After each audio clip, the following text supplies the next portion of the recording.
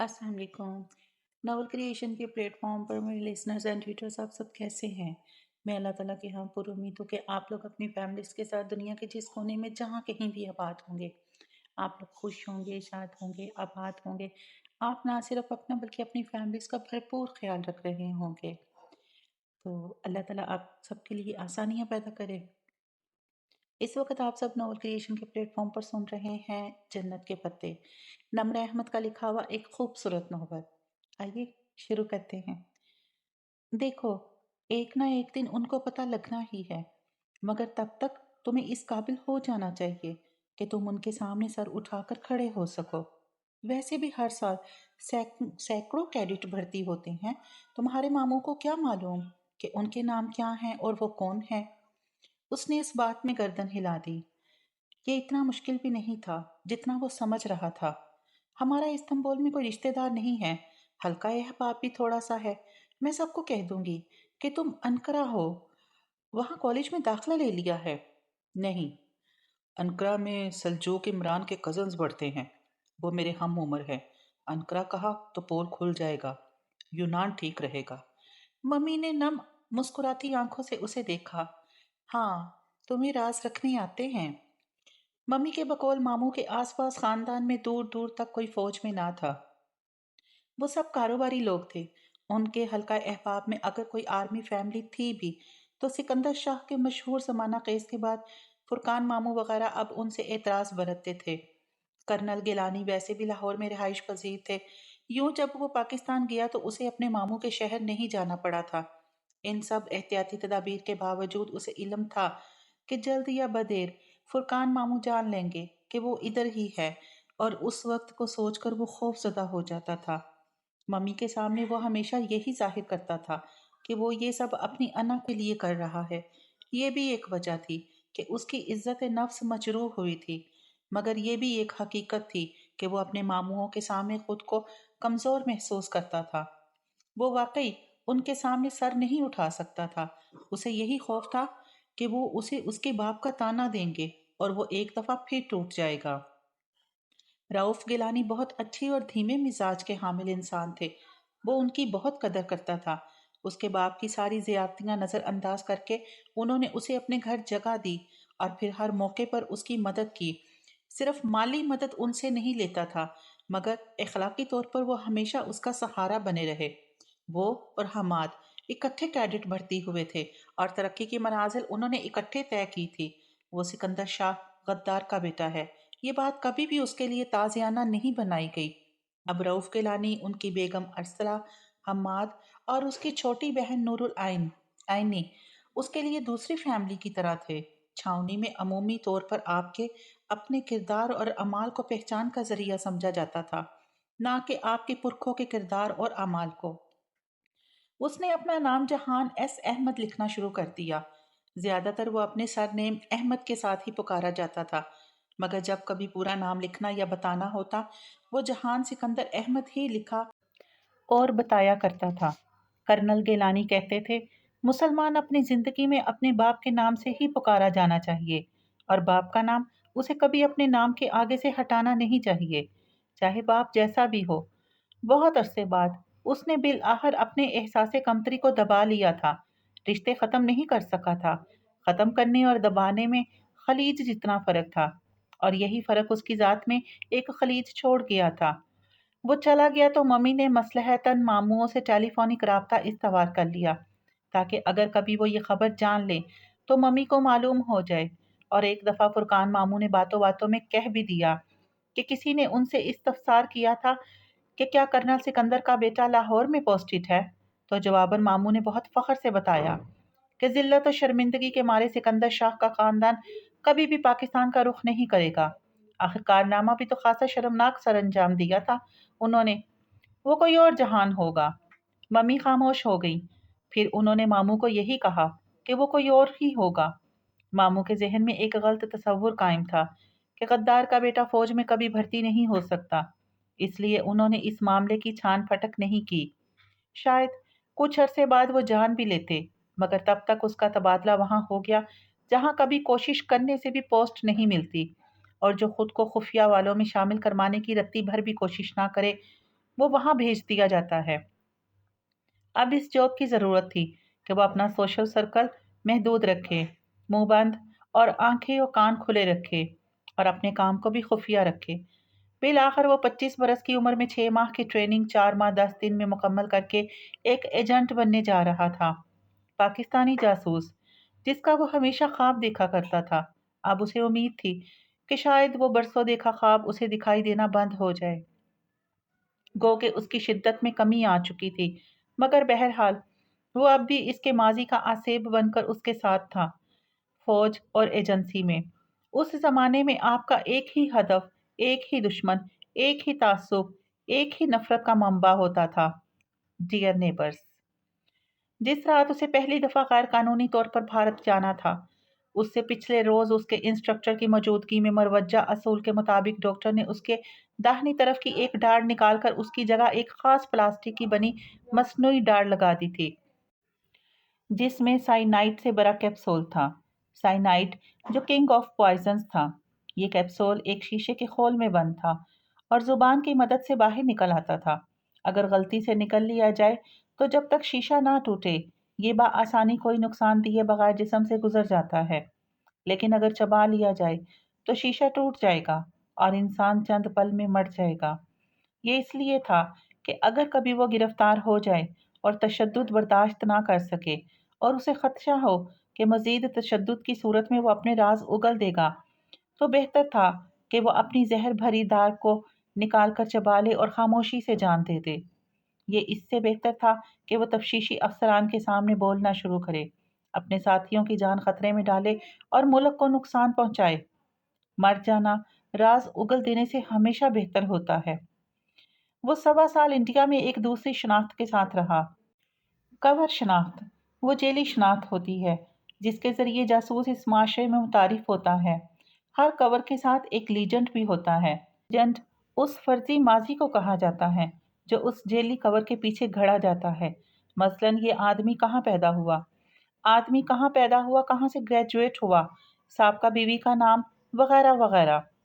آپ کے پیچھے آپ کی ایجنسی اس لیجنڈ کو اتنے اچھے طریقے سے نبھاتی ہے کہ اگر کوئی آپ کے بارے میں تحقیق کرنے نکلے تو اس کو آپ کی جائے پیدائش کے ہسپتال میں آپ کا نام رجسٹر میں لکھا بھی مل جائے گا، گریجویشن سرٹیفکیٹ بھی وہ دیکھ لے گا اور آپ کی سابقہ بیوی سے ملاقات بھی ہو جائے گی۔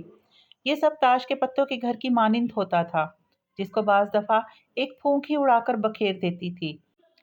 اس چیز کو ایجنٹ کا کور بلو ہونا کہتے تھے۔ 1.25 سال اس کا اپنی ماں سے کوئی رابطہ نہیں ہوا۔ اس کا پاکستان میں صرف ایک شخص سے رابطہ تھا جو اس کے بوس تھے۔ وہ لوگ اپنا بوس اس کنٹرولر یا ہینڈلر کو کہتے تھے جو ہمہ وقت جاسوس سے رابطے میں رہتا تھا۔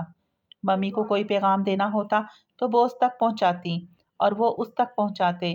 بوس کی ہر بات ماننا فرض تھا۔ بعض دفعہ اچھے بھلے حالات میں بھی وہ 2 ماہ خاموشی سے گھر میں بیٹھنے اور اپنی سرگرمیاں محدود کرنے کا حکم ملتا اور نہ چاہتے ہوئے بھی وہ کرنا پڑتا۔ بعض دفعہ مسلسل کام کرنا ہوتا، بس جو ادھر سے حکم آئے وہی کرنا ہوتا تھا۔ ہوتے ہیں نا کچھ لوگ جو اپنی گردنیں اللہ کے پاس رہن رکھوا دیتے ہیں۔ اس نے بھی رکھوا دی تھی، اور اپنی گردن رہن رکھوانا کیا ہوتا ہے یہ اس کو تب علم ہوا تھا جب 1.25 سال تک ریزیڈنٹ اسپائی کے طور پہ کام کرنے کے بعد ایک دن وہ اچانک گرفتار ہو گیا تھا۔ اس نے ہمیشہ گرفتاری کے امکان کو مد نظر رکھا تھا، مگر راہ کی تحویل اور تشدد کیا ہوتا ہے یہ اسے تب معلوم ہوا جب اس نے خود کو ان کی حراست میں پایا۔ ایک مقامی بینک کے باہر وہ اپنے مقررہ وقت پہ دوست سے ملنے آیا تھا۔ دوست سے مراد اس کا کوئی فرینڈ یا عزیز نہیں جس سے اس کی دوستی تھی، بلکہ وہ اپنے ملک کے ایجنٹس کو دوست کہا کرتے تھے۔ اس مقامی دوست کو اس تک چند اشیاء پہنچانی تھی۔ وقت، جگہ، سب کچھ دوست کا مقرر کردہ تھا۔ وہ پہلے بھی اس ساتھی جاسوس سے کئی بار مل چکا تھا۔ وہ 30-32 برس کا خوش شکل سا پاکستانی تھا جو بھارت میں بھارتیوں کی طرح ہی رہ رہا تھا۔ اس کو دیکھ کر کبھی جہان کو نہیں لگا تھا کہ یہی دوست اس کو یوں دھوکہ دے گا۔ وقت مقررہ پر اسے بلا کر وہ خود نہیں آیا۔ وہ اس جگہ کے قریب ہی انتظار کرتا رہا۔ جب تک دوست نے نہیں آ جانا تھا وہ ادھر سے نہیں جا سکتا تھا، مگر پھر ایک دم سے پیچھے سے کسی نے اس کے سر پر کچھ دے مارا، اور وہ ضرب اتنی شدید تھی کہ وہ چند لمحے کے لیے واقعتاً سنبھل نہ سکا اور بس وہ چند لمحے اسے زندگی کے بدترین دور میں لے گئے۔ راہ کی تحویل جہنم سے بھی بدتر تھی۔ وہ اس کے بے ہوش ہوتے وجود کو گھسیٹتے دھکیلتے اس کو اپنے ساتھ لے گئے۔ ہاتھ آنکھیں سب باندھ دیا تھا۔ وہ اندھا مفلوج ہو کر رہ گیا تھا۔ وہ اتنے سارے اہلکار تھے اور وہ اکیلا تھا۔ وہ ان سے نہیں لڑ سکتا تھا۔ اس پہلی ہی ضرب نے اسے بے بس کر دیا تھا۔ کہیں کسی عمارت کے اندر ایک کال کوٹری نما سیل میں لے جا کر اس کی آنکھوں سے پٹی اتاری گئی۔ پھر ایک آفیسر نے اس کو بالوں سے پکڑ کر چہرہ اونچا کیا، منہ پہ لگی ٹیپ اتاری اور پلاس کی قسم کے آلے سے اس کے ہر ایک دانت اور داڑھ کو باری باری کھینچا۔ جیسے ہی وہ آلہ نکلی داڑھ پہ آیا، زہر بھری داڑھ کھینچ کر الگ ہو گئی۔ یہ نکلی داڑھیں لگانے کا طریقہ دنیا کی ہر انٹیلیجنس ایجنسی میں پایا جاتا ہے۔ ہر ایجنٹ کو گرفتار کرتے ہوئے وہ سب سے پہلے اس کی داڑھ الگ کرتے ہیں۔ انہوں نے پاکستانی جاسوس کو گرفتار کرتے ہی سب سے پہلے اس کا فرار کا واحد راستہ ختم کیا۔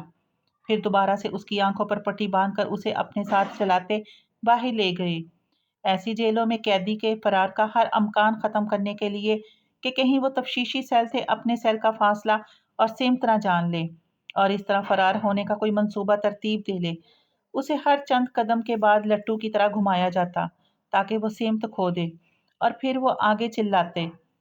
اسے تربیت کے دوران بتایا گیا تھا کہ ایسے میں کیا کرنا چاہیے، اپنے قدم گننے چاہیے اور آس پاس کی خوشبو سونگھنی چاہیے، آوازیں سننی چاہیے۔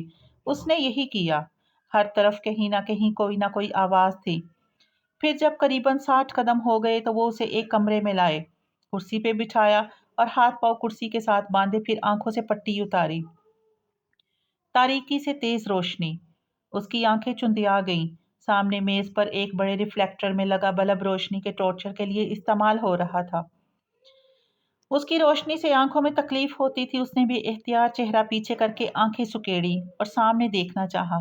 میز کے اس پار ایک آدمی کرسی پر بیٹھا تھا جو اپنے حلیے سے کوئی اعلیٰ افسر لگتا تھا۔ میز پر ایک ہینٹر سے ملتی جلتی چیز بھی رکھی تھی۔ ایک طرف دیوار میں شیشہ لگا تھا۔ جہان نے ذرا سی گردن موڑ کر ادھر دیکھا۔ اسے اس آئینے میں اپنا عکس نظر آیا تھا، مگر وہ جانتا تھا کہ یہ اس کی طرف سے آئینہ تھا، جبکہ اس کی دوسری طرف یہ شیشے کا کام دے رہا تھا، یعنی اندر بیٹھے آدمی کو اس میں اپنا عکس نظر آئے گا۔ لیکن جو آفیسرز اور سائیکیٹرسٹ اس شیشے کے پار کھڑے ہوں گے، وہ اس کو شیشے کی طرح استعمال کرتے ہوئے اس میں سے اندر کا منظر دیکھ رہے ہوں گے۔ وہاں ہونے والی تمام گفتگو انگریزی میں ہوتی تھی۔ انہوں نے اس پہلی گفتگو میں اس کو بتایا کہ اس کے پاس فرار کا کوئی راستہ نہیں ہے۔ ان کی جیلوں سے مردہ یا اپاہج ہو کر ہی لوگ نکلتے ہیں۔ وہ جانتے ہیں کہ وہ پاک اسپائی پاکستانی جاسوس ہے، اس لیے وہ سب سچ سچ بتا دے۔ اس صورت میں وہ اس کے ساتھ رعایت برتیں گے۔ وہ جانتا تھا کہ اس کی گرفتاری دوست کے کہنے پہ عمل میں آئی ہے، اور صاف ظاہر تھا کہ وہ بخوبی واقف ہے کہ وہ جاسوس ہے، لیکن اس کے پاس جو اسمگلر والا کور تھا کہ وہ ایک اسمگلر ہے، اور اس دوست نے کسی پرانے بدلے کے باعث اسے جاسوس کہہ کر پھنسوایا ہے۔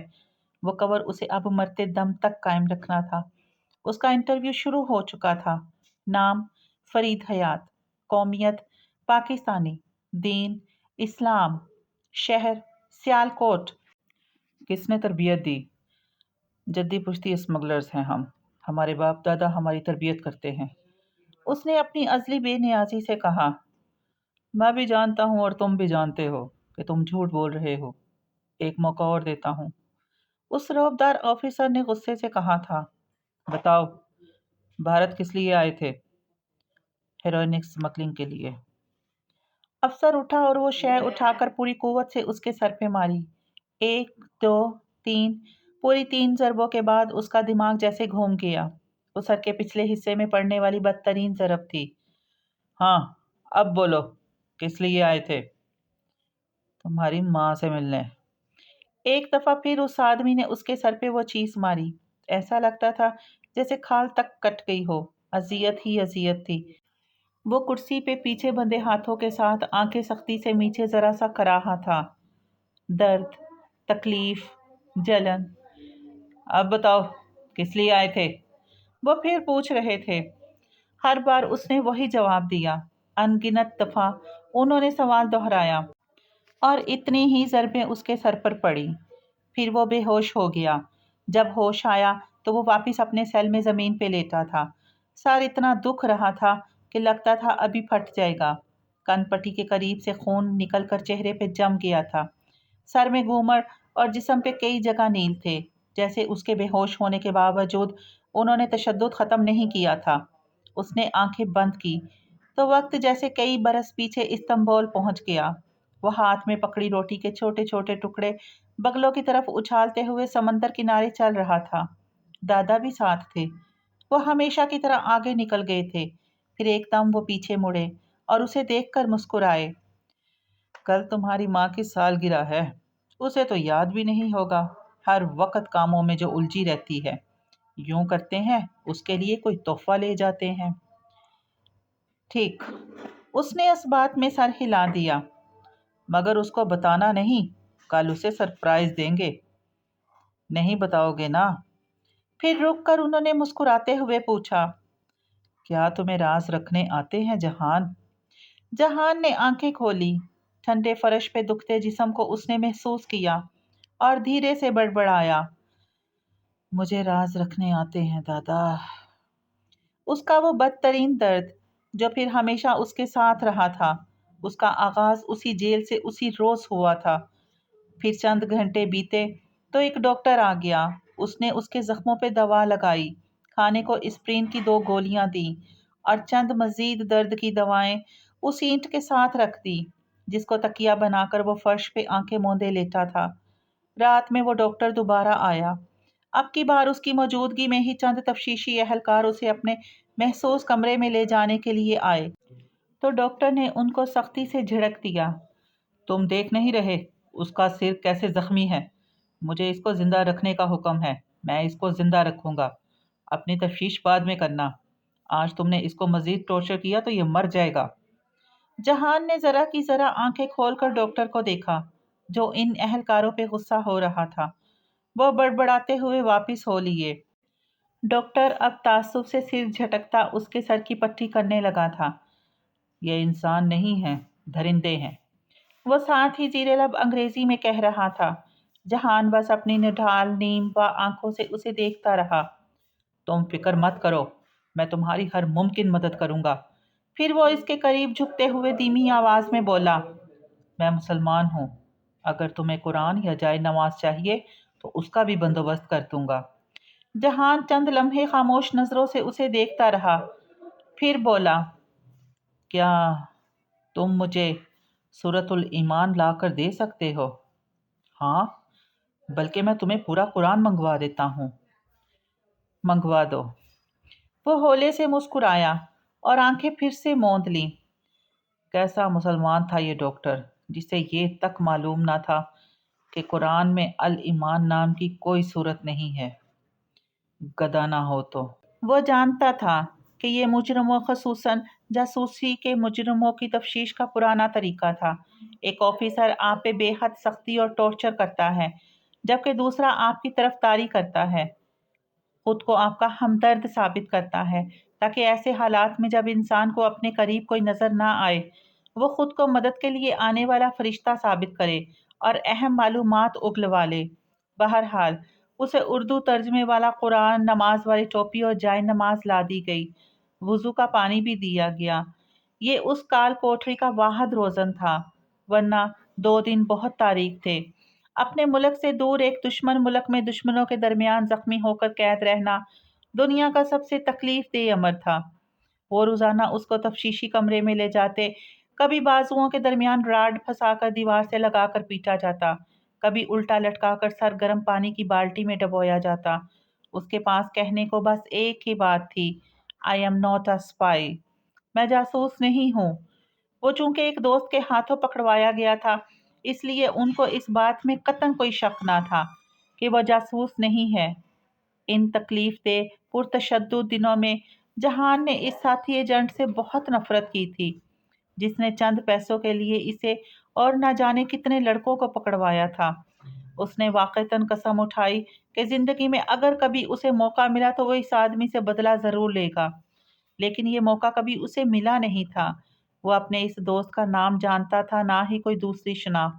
اور اس دنیا کے 6.5 ارب انسانوں میں وہ اسے ایک آدمی کو تلاش نہیں کر سکتا تھا۔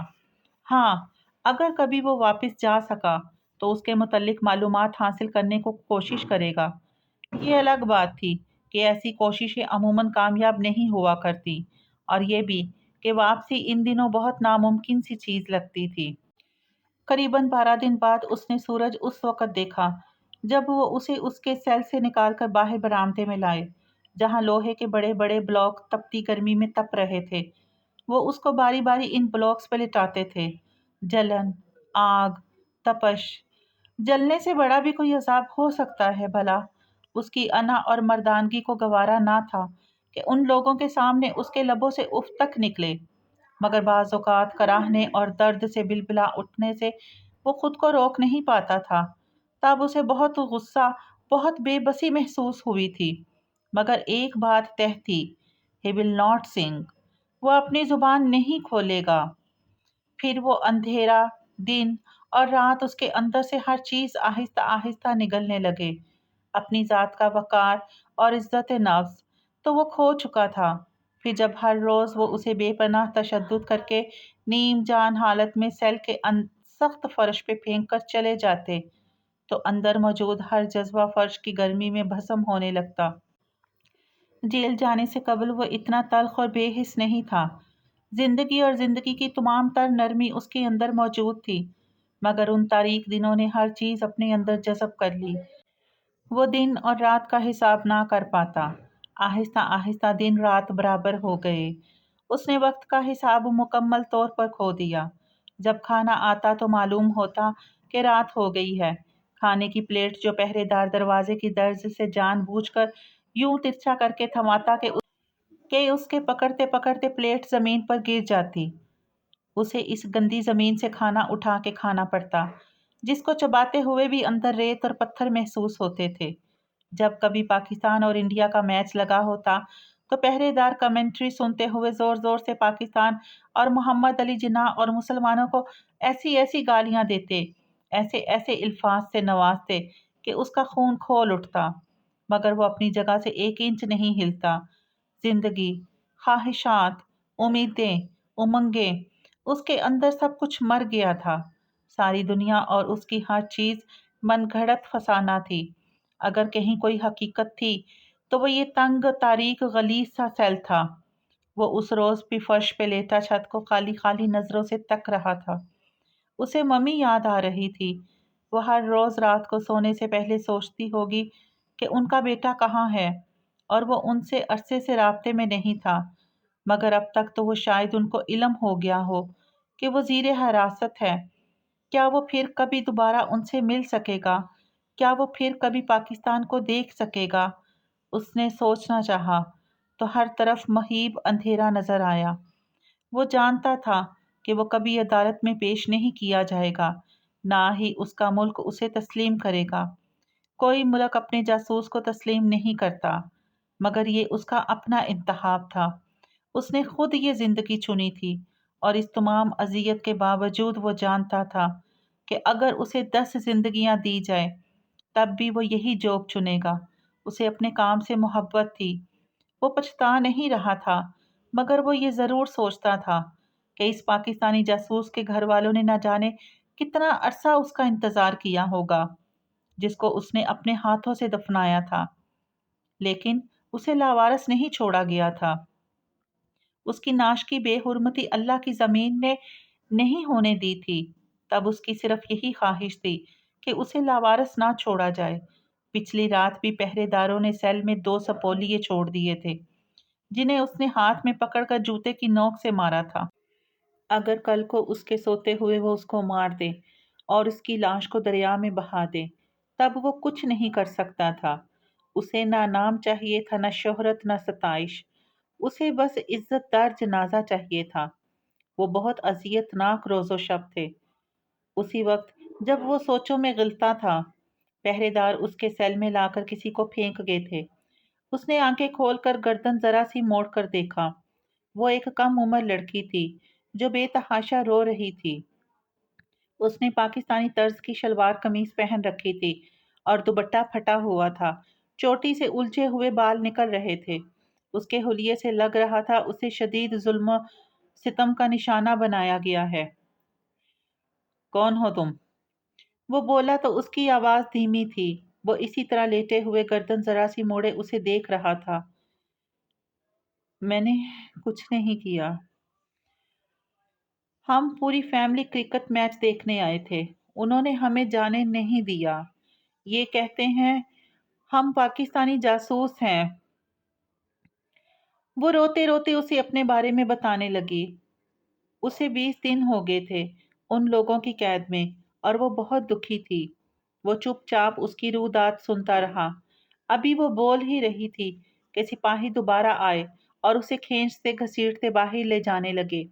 وہ بے اختیار خوف سے روتی چلاتی جہان کو دیکھ کر اسے مدد کے لیے بلاتی رہی۔ جہان نے گردن واپس موڑ کر آنکھیں بند کر لی۔ وہ کچھ نہیں کر سکتا تھا۔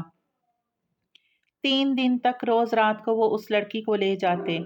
ٹارچر سیل قریب ہی تھا۔ وہاں سے اس کی دردناک چیخیں، آہیں، سسکیاں یہاں تک صاف سنائی دیتی۔ صبح کے قریب وہ اسے سیل میں واپس پھینک جاتے، اس حالت میں کہ وہ مزید زخمی ہوتی اور رو رہی ہوتی۔ تیسری صبح وہ اٹھا اپنے درد کو بھلائے۔ اس نے پانی کے برتن سے ایک گلاس بھرا اور اس کے قریب لے کر آیا۔ وہ بند آنکھوں سے نڈھال سی کراہ رہی تھی۔ اس نے اس لڑکی کی آنکھوں کو دیکھا تو ایک دم سے جیسے کوئی یاد ہر سو چھانے لگی۔ فریحہ اکان رضا، خوبصورت اور طرح دار فریحہ۔ وہ ایک روز ان کے گھر گیا تو اس نے لاؤنج میں بیٹھی فریحہ کو آئینے پکڑے موچنے سے اپنی بھوؤں کو تراشتے دیکھا۔ علی کرامت کی ممی اپنی بھوؤں کو نہیں تراشتی تھی۔ ان کے ابرو قدرتی تھے مگر اچھے لگتے تھے۔ آپ کیوں مسز فریحہ کی طرح اپنی آئی بروز کو شیپ نہیں دیتی؟ اس نے ان سے پوچھ ہی لیا تو وہ ہنس کر بولی، اللہ تعالیٰ کی بنائی ہوئی چیزیں اپنی مرضی سے رد و بدل نہیں کرتے بیٹا۔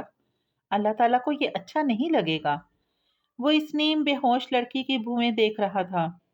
بالکل فریحہ کی طرح کمان کی شکل میں بنی ابرو بہت صاف تھیں۔ اگر وہ 1 ماہ سے زیر حراست تھی تو ابھی تک ابرو کی شیپ خراب کیوں نہیں ہوئی تھی؟ کیا اسے جیل میں ابرو تراش ملا کرتا تھا؟ لعنت ہے! اس نے گلاس پورے کا پورا اس کے چہرے پر انڈیلا اور اٹھ کر واپس اپنی جگہ پر آ گیا۔ وہ کراہ کر رہ گئی مگر زیادہ حرکت نہیں کی۔ اسے سٹول پجنز اکثر جیل میں مطلوبہ ملزم کے ساتھ ڈالے جاتے تھے تاکہ وہ اپنے اوپر ہونے والے مظالم کی داستان اور اپنی چیخیں سنا کر ملزم کو ڈرا سکے اور وہ اپنی زبان کھول دے، یا کم از کم اس کی ہمدردی کے لیے وہ سٹول پجنز اس کے بارے میں کچھ جان سکیں۔ وہ اب دن رات اپنے فرار کے متعلق سوچا کرتا تھا۔ وہ جیل اتنے زیادہ پہروں میں بند تھی کہ وہاں سے بھاگنا ناممکن تھا۔ کرے تو کیا کرے؟ وہ اسے پولی گراف ٹیسٹ پر لے کر گئے تھے اور اس کو تربیت کے دوران اس مشین کو دھوکہ دینا سکھایا گیا تھا، سو وہ اس کو نہیں توڑ سکے، لیکن اسے خوف تھا کہ محسوس انجیکشن دیکھ کر وہ اس سے بہت کچھ اگلوا لیں گے، پھر اس کی ایجنسی اس کا کبھی اعتبار نہیں کرے گی۔ وہاں یہی کہا جائے گا وہ غدار کا بیٹا تھا، وہ باپ جیسا ہی نکلا، کیا کرے، کدھر جائے؟ پھر کئی دن بعد ایک روز وہ اسے سیل سے نکال کر ایک مختلف کمرے میں لے آئے جہاں الیکٹرک شوکس کا انتظام تھا۔ بجلی کے جھٹکے لینے کا مطلب تھا ساری عمر صحت کے مختلف مسائل کا شکار ہو کر وہ فوج کے لیے ناکارہ ہو جائے۔ اس نے سوچنے میں بس 1 منٹ لگایا۔ Okay okay, I am spy. اس نے دونوں ہاتھ اٹھا کر اعتراف کر لیا۔ مجھے شوکس مت دو، میں سب بتاتا ہوں۔ تفتیشی ٹیم دوبارہ بیٹھی، ریکارڈنگ کا انتظام ہوا، سوال جواب اور بیان دوبارہ لیے گئے۔ اس نے اپنے سوچے سمجھے منصوبے کے مطابق ان کو بتانا شروع کیا کہ وہ سویلین جاسوس ہے، اپنی ایجنسی کا نام اسے نہیں معلوم، اور چند دوسری کہانیوں کے بعد اس نے بتایا کہ اس ماہ کی 13 تاریخ کو اسے اپنے ساتھی جاسوس سے ملنا ہے۔ وہ ان کو وہاں لے جائے گا تاکہ وہ اس ساتھی کو گرفتار کر لیں اور اس کے ساتھ رعایت برتیں۔ وہ جانتا تھا کہ وہ اس جیل سے بھاگ نہیں سکتا۔ ہاں، کھلی فضا میں شاید یہ ممکن ہو۔ اس نے کہا کہ اگر وہ 13 تاریخ کو نہیں آیا تو پھر 1 یا 2 ہفتے بعد اسی جگہ پہ دوبارہ آئے گا۔ خوب وارن کرنے اور جھوٹ بولنے یا فرار کی کوشش میں ملنے والی سزا کے بارے میں ڈرا دھمکا کر وہ یہ خطرہ لینے کو تیار ہو گئے۔ اس کے پاس بھی اس کے سوا کوئی چارہ نہ تھا، اور ان کے پاس بھی اس کے سوا کوئی چارہ نہ تھا۔ وہ انہیں ایک پر ہجوم جگہ پہ لے آیا، مگر وہاں اتنی سیکورٹی اور مکمل انتظامات تھے کہ ادھر سے فرار ہونا کسی اسپائڈر مین کے لیے تو ممکن تھا، مگر انسان کے لیے نہیں۔ اس نے وہاں ادھر ادھر ٹہلتے ہوئے بہت دفعہ کوشش کی کہ کہیں کوئی جھول مل جائے، مگر یہ ناممکن تھا۔ وہ چپ چاپ واپس آ گیا۔ اگلے ہفتے وہ پہلے سے زیادہ سیکورٹی کے ساتھ وہاں پہ لے جایا گیا۔ ادھر اس کا کوئی دوست نہیں آنا تھا، سو کوئی نہ آیا۔ 3 گھنٹے اس پل پہ ادھر ادھر ٹہل کر وہ اس سے ہٹ کر ایک بک اسٹال پہ چلا آیا۔ ہر طرف سادہ کپڑوں میں موجود سیکورٹی اہلکار اس پہ نگاہیں مرکوز کیے ہوئے تھے۔ وہ ایک رسالہ اٹھا کر اس کی ورق گردانی کرنے لگا۔ اس کا ارادہ گھنٹہ بھر مزید ٹہل کر واپس ہو لینے کا تھا۔ کون سا کسی نے آنا تھا؟ اب اتنی گرمی میں وہ کیوں خوار ہوتا رہے؟ رسالہ رکھ کر وہ مڑنے ہی لگا تھا کہ شاپ سے نکلتی 3 لڑکیاں ہنستی مسکراتی باتیں کرتی یوں ایک دم اس کے سامنے آئی کہ وہ ان سے ٹکرا گیا۔ اوہ! جس لڑکی سے وہ ٹکرایا تھا وہ ایک دم اتنی بکھلائی کہ اس کی کتابیں اور فائل نیچے گری۔ وہ جلدی جلدی معذرت کرتا اس کی کتابیں اٹھانے لگا۔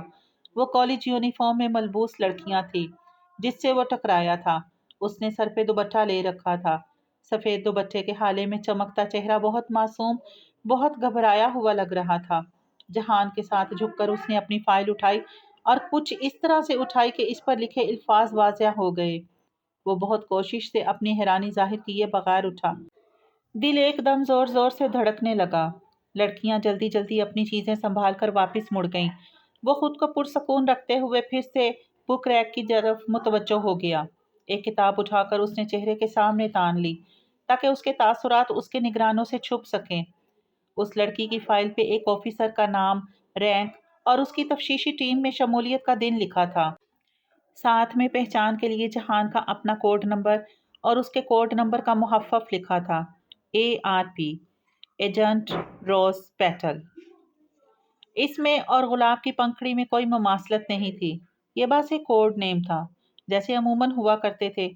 شاید جس نے لوٹ کیا تھا اس کے سامنے اس وقت روز پیٹل ٹشو کا ڈبہ رکھا ہو۔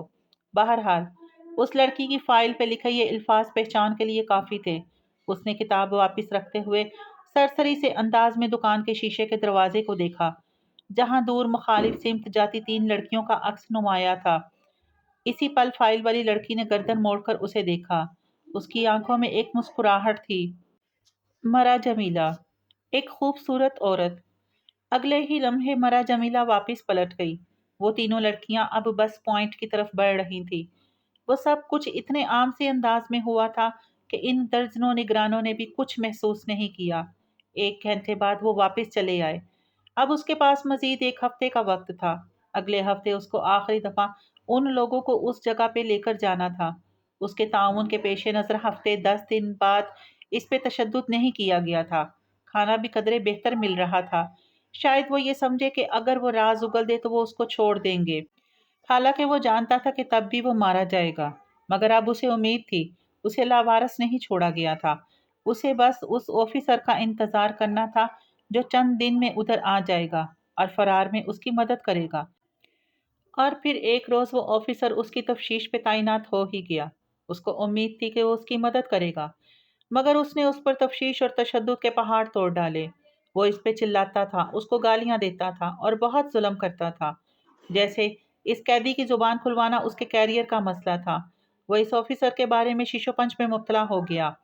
ہو سکتا وہ لڑکی بھی انہی بھارتیوں کی بھیجی گئی ہو تاکہ وہ اس آفیسر کو اپنا ہمدرد خیال کر کے اس سے دل کی بات کر بیٹھے۔ مگر پھر اس لڑکی کی فائل پہ اس کا کوڈ نمبر کیسا لکھا تھا؟ وہ کوڈ نمبر پاکستان میں بہت اہم جگہ محفوظ تھا۔ وہ یوں کسی کو نہیں مل سکتا تھا۔ وہ کیا کرے؟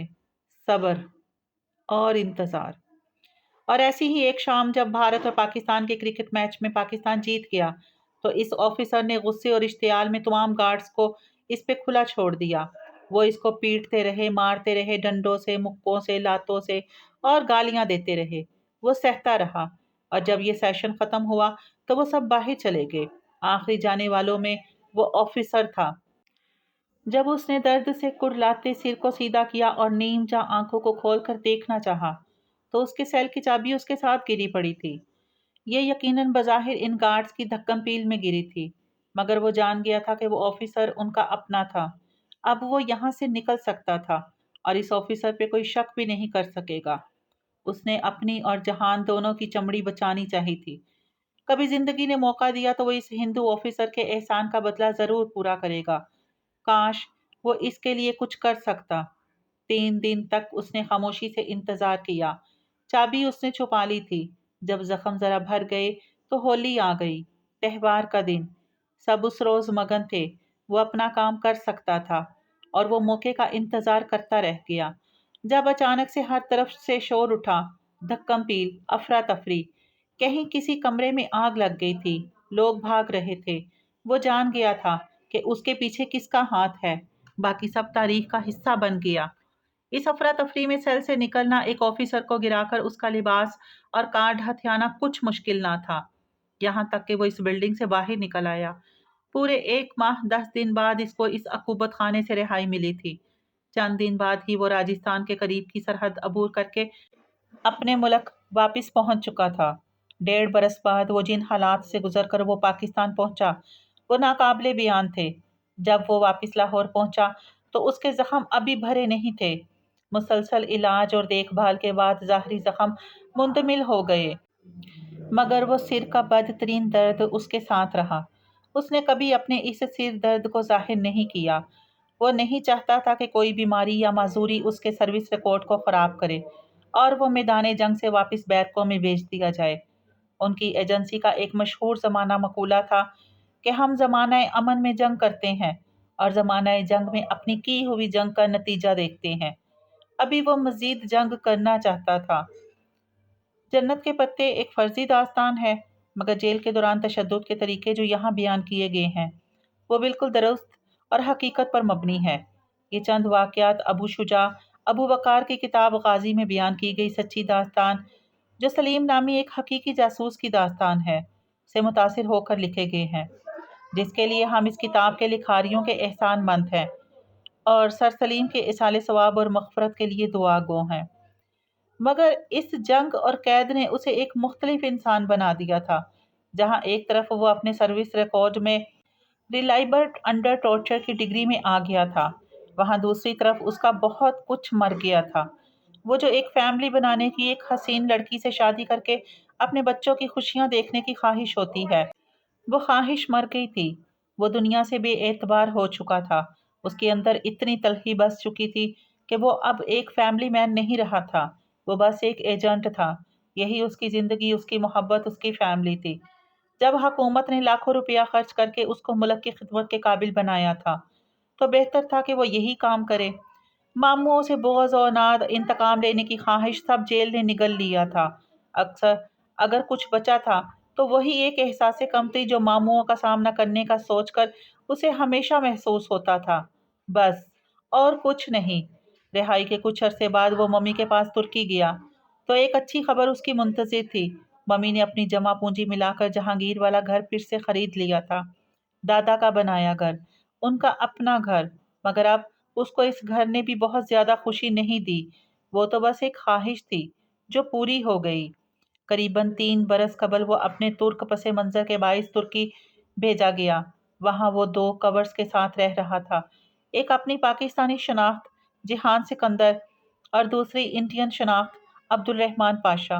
اپنے کام کے سلسلے میں آج کل وہ اسلام آباد واپس آیا ہوا تھا اور ممی کے مسلسل زور پر وہ بالآخر ماموں کے گھر جانے کے متعلق سوچ رہا تھا کہ ہوٹل میں اپنی منقوہہ کو اتفاقیہ دیکھ لینے کے بعد اس کا ارادہ مزید ڈراما ڈول ہو گیا اور بعد میں بھی شاید وہ ماموں سے ملنے کی کوشش کرتا، مگر وہ لڑکی استنبول آ رہی تھی۔ یہ خیال اسے پریشان کرنے کے لیے کافی تھا۔ اسے کچھ نہ کچھ ایسا کرنا تھا جس سے وہ اس لڑکی کو روک پائے، مگر کیا، یہ ابھی اسے طے کرنا تھا۔ وہ بیسن کی ٹوٹی پہ جھکا، چہرے پہ پانی کے چھینٹے ڈال رہا تھا۔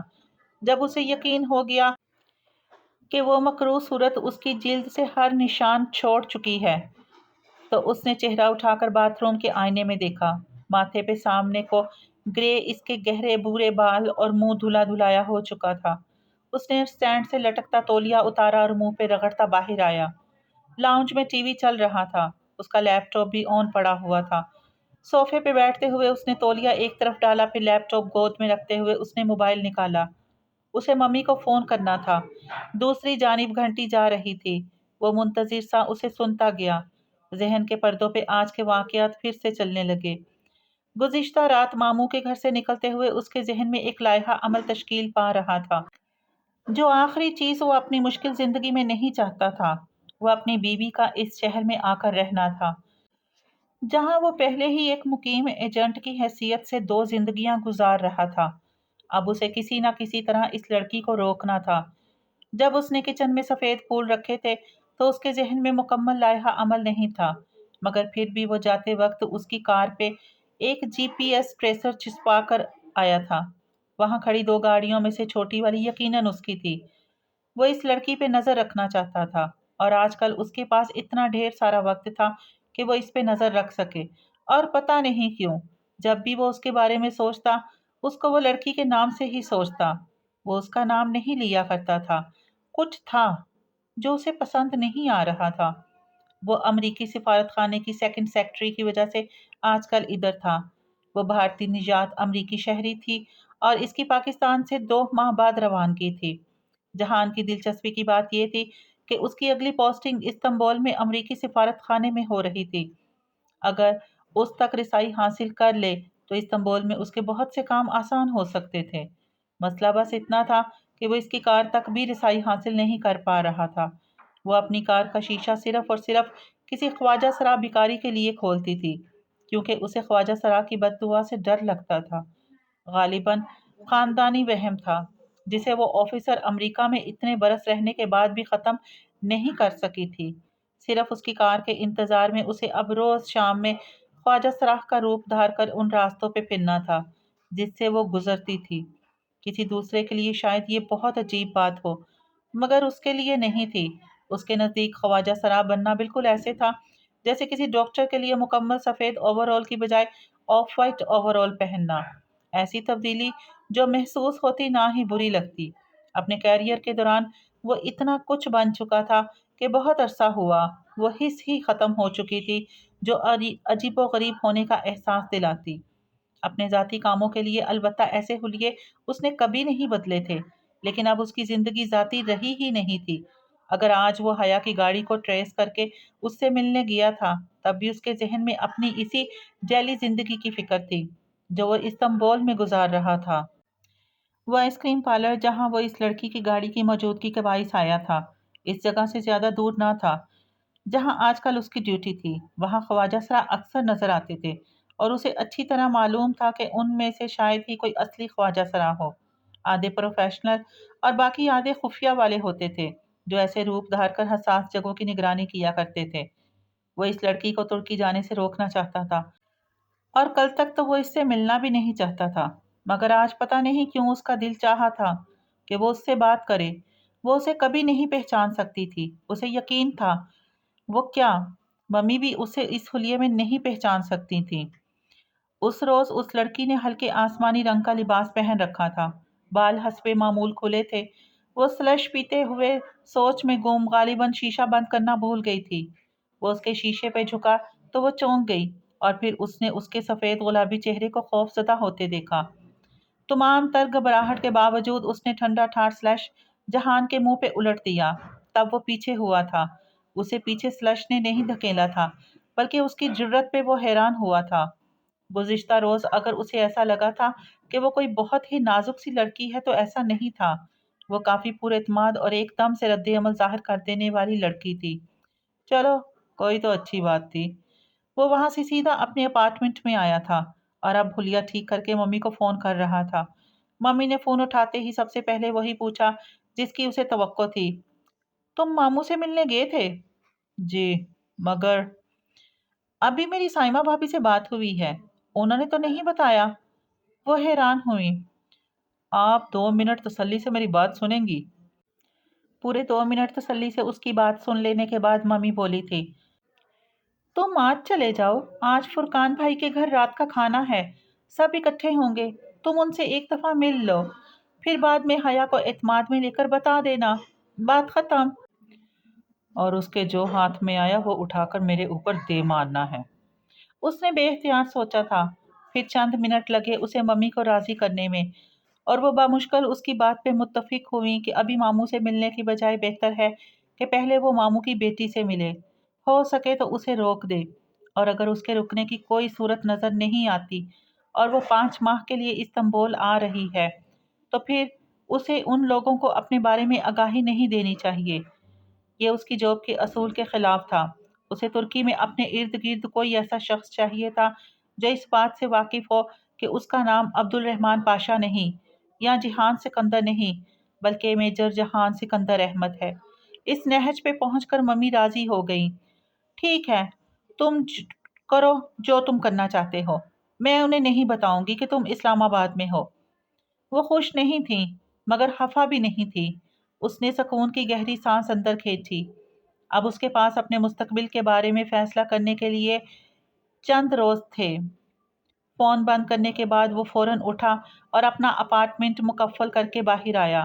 ممی نے فرقان ماموں کے گھر فیملی ڈنر کا بتایا تھا۔ اگر وہ یہی بات کارڈ پہ لکھ کر ایک روز پرانی تاریخ کی مہر زدہ لفافے میں ڈال کر گلاب کے پھولوں کے ہمراہ اس کے گھر دے آئے تو یقیناً وہ اس کی توجہ پا لینے میں کامیاب ہو جائے گا، اور اس کے بعد ہی وہ اس کی کوئی بات سنے گی۔ آج بھی وہ اسی پھول والے کے پاس آیا تھا، اور آج بھی اس کے پاس سرخ گلاب نہیں تھے۔ اس نے دل ہی دل میں پھول والے اور سرخ گلاب دونوں پہ لعنت بھیجتے ہوئے سفید گلاب خرید لیے۔ بار بار وہ اپنے موبائل پہ ٹریسر کا اسٹیٹس چیک کرتا رہا۔ اس کی کار ابھی تک گھر نہیں پہنچی تھی۔ اپنی مصروفیات میں سے اس لڑکی کے لیے وقت نکالنا ایک دم ہی اسے بہت دلچسپ لگنے لگا تھا۔ وہ داور کی مہندی کی دوپہر تھی جب ممی کا فون آیا۔ وہ اس وقت آفس سے نکل رہا تھا۔ یہاں سے اسے اپنی وہ کار لینے جانا تھا جو اسے اسلام آباد میں استعمال کرنی تھی۔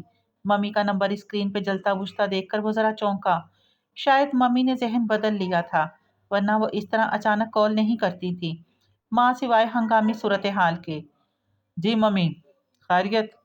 اپنے دفتر کی مین بلڈنگ سے دور ہٹ کر سڑک کنارے چلتے وہ ان سے بات کرنے لگا تھا۔ تم آج جا کر ماموں سے مل لو۔ وہی ڈھاک کے 3 پات۔ وہ جی بھر کر بیزار ہوا۔ ممی، کل رات ہم نے کس بات پہ اتفاق کیا تھا؟ آپ بھول گئیں؟ جہان میری بات سنو، مجھے خدشہ ہے کہ سلیمان بھائی حیا کی شادی کہیں اور نہ کر دیں۔ تو کر دیں۔ وہ یہ کہہ نہ سکا کیونکہ وہ یہی کہنا چاہتا تھا، مگر جب بولا تو آواز میں پتہ نہیں کہاں سے خفگی دار آئی تھی۔ وہ اس طرح کیسے کر سکتے ہیں کسی اور سے اس کی شادی؟ ہمارا نکاح ہوا تھا، منگنی نہیں جو وہ اپنی مرضی سے توڑ دیں۔ وہ خلا بھی لے سکتے ہیں، اور تم جانتے ہو ایک دو پیشیوں میں فیصلہ ہو جایا کرتا ہے بچپن کے نکاح کا، اور اگر انہوں نے ایسا کیا تو اس کے ذمہ دار ہم ہوں گے۔ اور وہ خود کس چیز کے ذمہ دار نہیں ہے؟ جہان سکندر، میں نے تمہاری پرورش اس منتقم مزاج سوچ کے ساتھ تو نہیں کی تھی۔ انہیں جیسے دکھ ہوا تھا، وہ فوراً نادم ہوا۔ اچھا، آئی ایم سوری۔ میرا مطلب تھا اگر ہم اس رشتے پہ خاموش ہیں تو بات وہ بھی نہیں کرتے۔ وہ بیٹی والی ہو کر کیسے خود سے بات کریں؟ کیسے کہیں کہ ہماری بیٹی کو رخصت کروا کے لے جاؤ؟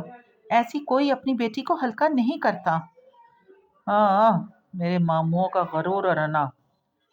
ادھر ممی کہہ رہی تھی وہ ہماری طرف سے مایوس ہو چکے ہیں، اسی لیے سلیمان بھائی حیا کے لیے آنے والے رشتوں پہ غور کر رہے ہیں۔ وہ ایک دم بالکل چپ ہو گیا۔ آپ کو کس نے کہا یہ؟ یہ تو طے تھا کہ وہ بلا تحقیق کسی بات پہ یقین نہیں کر سکتا تھا۔ سائمہ بھابی نے ابھی فون کر کے بتایا ہے۔ ان کے بقول سلیمان بھائی کو ہمارا انتظار بھی نہیں ہے۔ انہوں نے فرقان بھائی سے خود کہا ہے کہ ان کے کسی دوست نے اپنے بیٹے کے لیے حیا کا رشتہ بھجوایا ہے، اور آج وہ فرقان بھائی کو اس لڑکے سے ملوائیں گے۔ شاید ان کے کسی بزنس پارٹنر کا بیٹا ہے، باہر سے پڑھ کر ابھی آیا ہے۔ فرقان بھائی نہیں ملے ابھی اس سے۔ وہ بالکل خاموشی سے سنتا رہا۔ اسے یہ سب بہت برا لگ رہا تھا۔ کیوں؟ وہ خود سمجھنے سے قاصر تھا۔ تم آج چلے جاؤ، میں اس رشتے کو توڑنا نہیں چاہتی جہان، وہ بے بسی سے کہہ رہی تھی۔ جب وہ لوگ مجھے بے حد غیر اہم سمجھ کر میرے منتظر ہی نہیں ہیں تو کیا فائدہ جانے کا؟ بھابی بتا رہی تھی، حیا ہمارا پوچھ رہی تھی، اسے انتظار ہوگا۔ کیوں؟ وہ بے اختیار کہہ اٹھا، لڑکیوں کے دل بہت نازک ہوتے ہیں بیٹا، میں کبھی کبھی خود کو اپنی بھتیجی کا مجرم سمجھتی ہوں۔ آپ پریشان نہ ہو، میں یہ رشتہ نہیں ٹوٹنے دوں گا۔ یعنی تم جا رہے ہو؟ وہ جیسے کھل اٹھی۔ اب یہ بھی نہیں کہا تھا میں نے، بس آپ مجھ پر بھروسہ رکھیں، میں سب فکس کر لوں گا۔ اور ممی خاموش ہو گئی۔ ان کو شاید اس کی قابلیت پہ بھروسہ تھا کہ وہ اپنے ارد گرد موجود ہر خراب چیز کو فکس کر لیا کرتا تھا۔ رشتوں اور چیزوں میں فرق ہوتا ہے، شاید ممی نے یہ بھی سوچا ہو۔ آج اس کو دیکھتے ہی پھول والے لڑکے کا چہرہ جگمگا اٹھا۔ صاحب، آج سرخ گلاب بہت سارے ہیں، مگر مجھے سفید ہی چاہیے۔ اس نے بٹوا نکالتے ہوئے دو ٹوک انداز میں سنجیدگی سے کہا۔ لڑکے کا چہرہ جیسے اتر سا گیا، مگر پھر بھی وہ جلدی جلدی سفید گلابوں کو اکٹھے کرنے لگا۔ سفید گلاب بے شک بہت سے لوگوں کے نزدیک دشمنی کی علامت تھے، مگر بہت سے اسے امن اور صلح کی نشانی ہی گردانتے تھے۔ وہ آج ان کے گھر کے اندر نہیں گیا، بلکہ ان کے گھر کے مقابل ایک زیر تعمیر بنگلے میں چلا آیا۔ سریے، اینٹیں، آدھی بنی دیواریں، وہ گھر رات کے وقت ویران پڑا تھا، مزدور وغیرہ کب کے جا چکے تھے، اور اب وہ وہاں اوپری منزل کے کمرے میں بیٹھ کر بآسانی سلیمان ماموں کے گھر کے کھلے گیٹ سے سب دیکھ سکتا تھا۔ مہندی کا فنکشن دونوں گھروں کے قریب ہی ایک کھلے پلاٹ میں شاندار کناتے لگا کر کیا گیا تھا۔ اسے تقریب میں کوئی دلچسپی نہیں تھی، وہ صرف سلیمان ماموں کے کھلے گیٹ کو دیکھ رہا تھا، جہاں بہت سے لوگ آ جا رہے تھے۔ خواتین کی تیاری اور الٹے سیدھے فیشن، وہ روایات اور قدریں جن کا ذکر ممی اکثر کیا کرتی تھی، وہ اسے اپنے ننیال کی خواتین میں کہیں نظر نہیں آئی تھی۔ داور کی بہن تو شاید باقاعدہ اسکارف لیا کرتی تھی، مگر وہ بھی اسے سلور لہنگے میں بنا سر ڈھکے ادھر ادھر پھرتی نظر آ رہی تھی۔ پتہ نہیں کیوں شادیوں پہ لوگ سب بھلا دیتے ہیں، اسے افسوس ہو رہا تھا۔ بہت دیر بعد جہان نے بالآخر اسے دیکھ ہی لیا۔ وہ اپنی ممی کے عقب میں چلتی برآمدے سے اترتی ڈرائی وے تک آ رہی تھی، جہاں سلیمان ماموں ایک فیملی کے ہمراہ کھڑے خوش گپیوں میں مصروف تھے۔ وہ واقعی بہت خوبصورت تھی۔ سنہرا لہنگا اور ٹیکا اسے مزید حسین بنا رہا تھا، مگر وہ اسے پھر بھی مرا جمیلہ نہیں لگتی تھی۔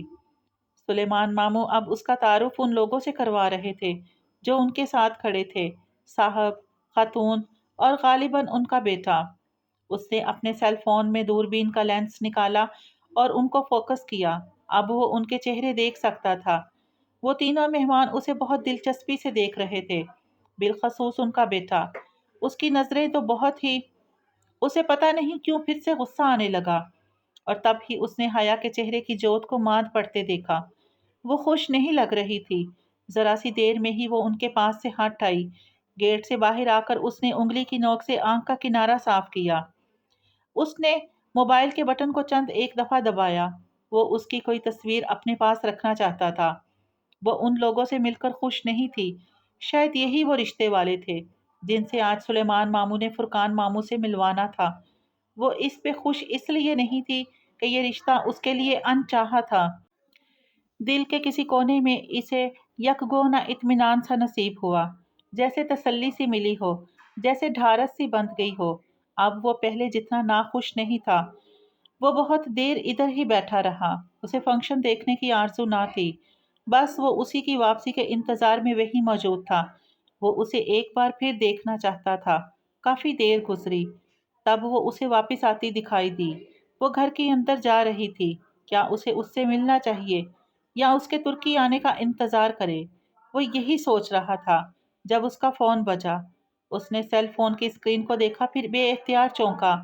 یہ اس کی ترکی والی وہ سم تھی جو پوسٹ پیڈ تھی اور کبھی اس کی اور کبھی ممی کے زیر استعمال رہتی تھی۔ یہ نمبر ماموں کے پاس تھا اور اس میں ماموں کا نمبر محفوظ بھی تھا، اور اب اس نمبر سے کال آ رہی تھی، ماموں کے گھر سے کال۔ وہ لمحے بھر کو گڑبڑا سا گیا، مگر اس نے فون اٹھا لیا۔ چونکہ یہ ترک نمبر تھا، اس لیے وہ ایک ہی لمحے میں خود کو ترکی لے گیا۔ ایک پیشہ ور ایجنٹ ہونے کے ناطے اس کو یہ ظاہر نہیں کرنا تھا کہ وہ ترکی سے باہر ہے اور اس کا نمبر رومنگ پہ ہے۔ وہ حیا تھی، ناقابل یقین، اور وہ ممی کا پوچھ رہی تھی۔ وہ ان کی منتظر تھی۔ ممی ٹھیک کہتی تھی۔ اس سب کے باوجود جب وہ بات کرنے لگا تو اس کا لہجہ خشک ہی تھا۔ وہ اتنی جلدی کسی کے ساتھ نرمی سے یا کھل کر بات نہیں کیا کرتا تھا، اور اس کو تو ویسے بھی کوئی امید نہیں دلانا چاہتا تھا۔ پھر بھی جب بات کے اختتام پہ اس نے حیا کی آواز کو بھیگتے ہوئے سنا تو اس کا دل دکھا تھا۔ فون بند کرتے ہی اس نے وہ خط کا لفافہ نکالا جو وہ پھولوں کے ساتھ رکھنے کے لیے لایا تھا۔ ابھی اندر موجود سفید موٹے کاغذ پہ اس نے لکھا نہیں تھا، اور اب اس کو معلوم تھا کہ اس کو کیا لکھنا ہے۔ اس لڑکی کے نام جو کبھی کسی انچاہے رشتے کے بننے کے خوف سے روتی ہے تو کبھی کسی بن چکے انچاہے رشتے کے ٹوٹنے کے خوف سے۔ یہ آخری بات محض اس کا گمان تھا، مگر کیا پتا وہ صحیح بھی ہو۔ اس نے پی کیپ سر پہ لی اور مفلر گردن کے گرد یوں لپیٹا کہ اگر اب وہ خود کو کورئیر سروس مین کہہ کر گھر کے کسی ملازم کے حوالے وہ پھول کرے تو کل کو دن کی روشنی میں وہ اسے پہچان نہیں پائیں گے۔ پھول اور خط ایک ملازم کے حوالے کر کے وہ واپس چلا آیا۔ وہ صرف حیا کو چونکانا چاہتا تھا اور اسے امید تھی کہ اس کا مقصد پورا ہو جائے گا۔ داور کی بارات کے روز اس کا قطعاً ارادہ نہ تھا کہ وہ آج بھی حیا کے لیے ادھر جائے گا۔ آج ویسے بھی اسے اپنے بہت سے کام تھے۔ سیکنڈ سیکٹری تک وہ ابھی بھی رسائی حاصل نہیں کر سکا تھا، مگر وہ جانتا تھا کہ یہ کام وقت طلب ہوتے ہیں۔ صبر، انتظار اور خاموشی، یہ تین چیزیں اس نے اپنی جاسوسی مہمات کے دوران سیکھی تھی۔ آج بھی اس کا کام نہیں ہو سکا تھا اور وہ واپس گھر جا رہا تھا، مگر صرف آخری منٹ میں اس نے یوں ہی سرسری سا سلیمان ماموں کے گھر کا جائزہ لینے کا سوچا۔ معلوم نہیں وہ بار بار وہاں کیوں جاتا تھا۔ جب وہ ان کی گلی کے دہانے پہ پہنچا تو اس نے زن سے اپنے سامنے سے گزرتی گاڑی میں حیا کو دیکھا۔ وہ بے اختیار چونکا تھا۔ اس گاڑی میں اسے وہی کل والی فیملی نظر آئی تھی، اور وہی بے باک نگاہوں والا فضول انسان گاڑی چلا رہا تھا۔ آخر وہ ان کے ساتھ کیوں جا رہی تھی؟ وہ فارغ تھا، اگر نہ ہوتا تب بھی ان کے پیچھے ضرور جاتا۔ جو بھی تھا وہ اس کی بیوی تھی، اور وہ اس وقت کچھ ایسے لوگوں کے ساتھ تھی جو اسے پہلی نظر میں ہی اچھے نہیں لگے تھے۔ کل اسے وہ ان سے مل کر ناخوش لگی تھی، مگر آج وہ انہی کے ساتھ تھی۔ وہ کل غلط تھا یا آج؟ وہ یہی دیکھنا چاہتا تھا، اور جب اس نے میرج ہال کے ایک طرف حیا کو گاڑی سے اتر کر دوبارہ فرنٹ سیٹ پہ بیٹھتے دیکھا تو اسے دھچکا سا لگا تھا۔ وہ کیسے یوں کسی کے ساتھ بیٹھ سکتی تھی؟ کیا وہ ہر ایک کے ساتھ بیٹھ جانے والی لڑکی تھی؟ اسے شدید غصہ آیا تھا۔ ایک تو اس کا لباس، پھر وہ اتنا میک اپ کرتی تھی، اتنی نک سے تیار ہوتی تھی، اوپر سے رات کا وقت۔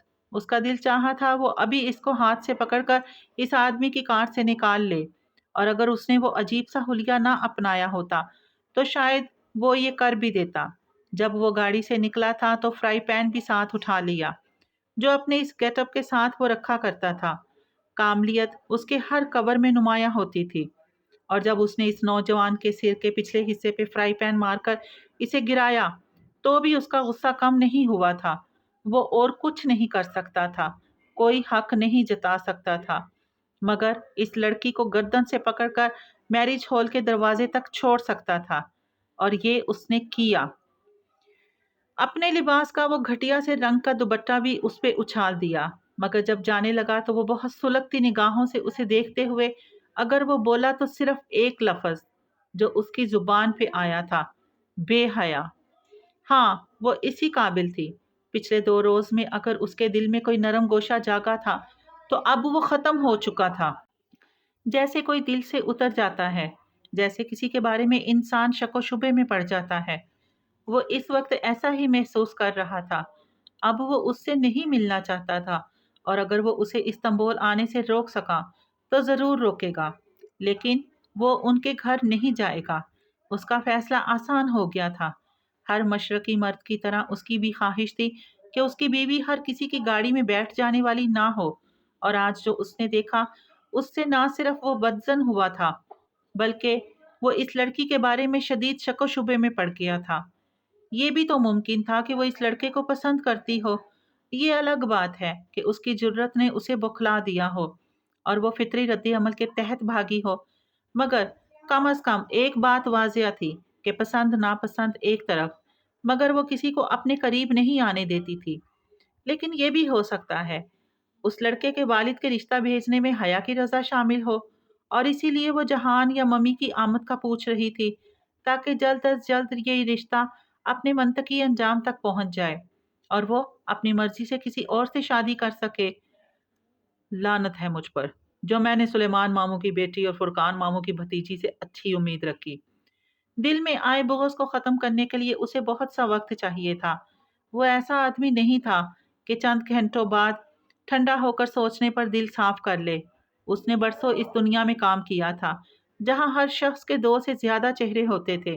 دوسرے انسانوں پر سے تو اعتبار تو وہ بہت پہلے کھو چکا تھا، اب اپنی بیوی پر سے بھی کھو دیا تھا۔ اچھا ہی ہوا کہ وہ ماموں سے ملنے نہیں گیا۔ امید دلائے بغیر رشتہ ختم کرنا زیادہ بہتر تھا۔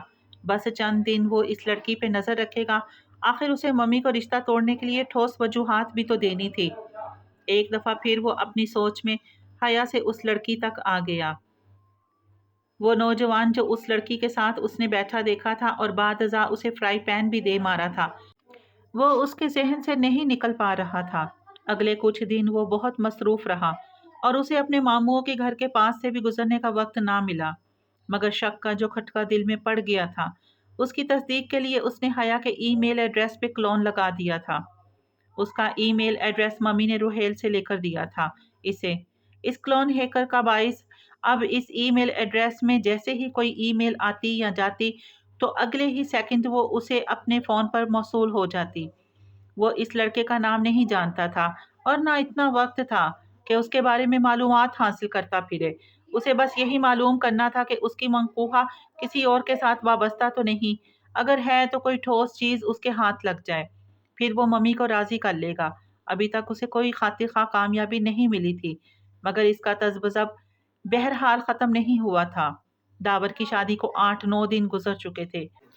اس پہر جب وہ اپنے اپارٹمنٹ کا لوک کھول رہا تھا، اس کا موبائل بجا۔ دروازہ احتیاط سے تھوڑا سا کھول کر اندر داخل ہوتے ہوئے اس نے آنے والا پیغام کھولا۔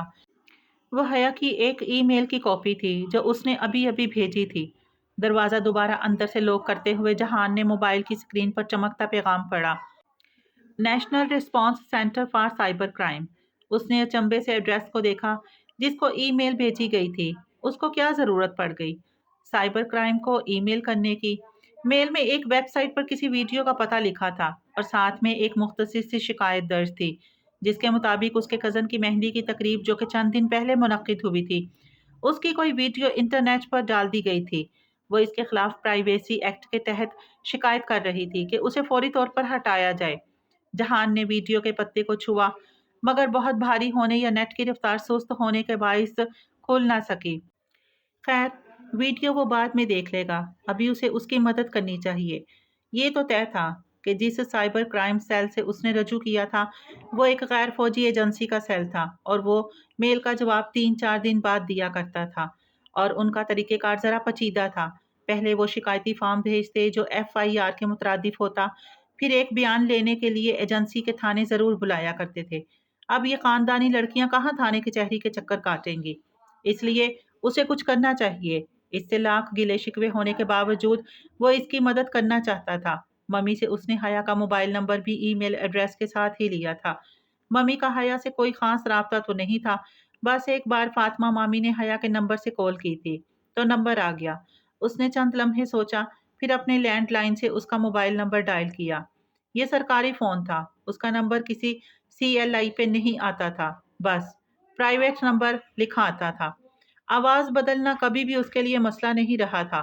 ان کو اس چیز کی بہت اچھی تربیت دی جاتی تھی، مگر صرف آواز بدلنے میں غلطی کا یا پکڑے جانے کا احتمال کافی زیادہ تھا، اس لیے اس نے وائس چینجنگ اپلیکیشن بھی آن کر دی۔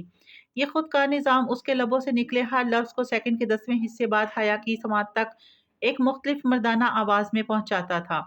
جب وہ اس سے مخاطب ہوا تو اس کی آواز بہت دھیمی تھی، خوبصورت مگر مدھم سا گمبھیر پن لیے۔ صوفے پہ نیم دراز ہوئے وہ بہت اطمینان سے ایسی باتیں کر رہا تھا جو اس لڑکی کو چونکانے کے لیے کافی تھیں۔ ویڈیو ہٹانے کا وعدہ لے کر اس نے وہی بات کہی جو سائبر کرائم والے بھی لازماً کہتے، ہمارے آفس آ کر باقاعدہ رپورٹ کریں۔ اس بات پہ وہ باقاعدہ سچ پٹا گئی اور پھر جلدی سے فون بند کر دیا۔